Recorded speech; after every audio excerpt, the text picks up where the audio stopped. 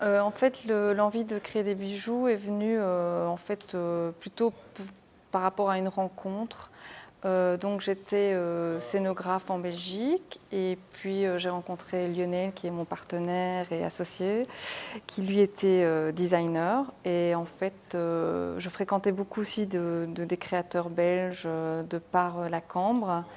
Donc en parallèle, j'étais toujours entre le milieu du théâtre et le milieu de la mode. Et donc, quand j'ai rencontré Lionel, j'ai eu envie de faire des choses avec lui. Et donc, j'ai repassé un concours à l'Institut français de la mode.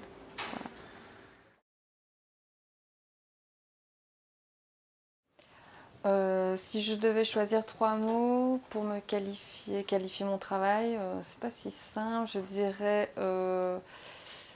obscur, obscur, raffinement et dérision. Dérision, c'est très important pour moi.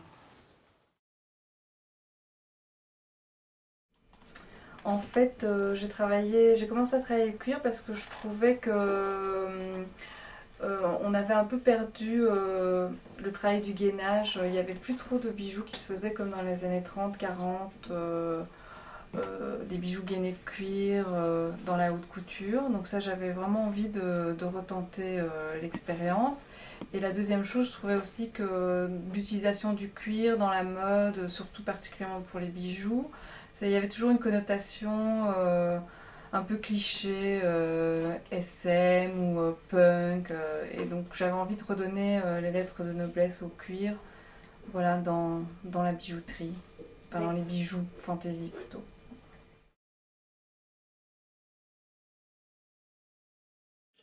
Alors les projets pour l'année future, en fait, donc là on vient de terminer la collection été 2009, hein, donc avec un thème cette fois-ci où on travaille on intègre des plumes au cuir. Cet hiver il y avait le bois brûlé, l'été prochain la plume, une collection très féminine, très glamour entre guillemets.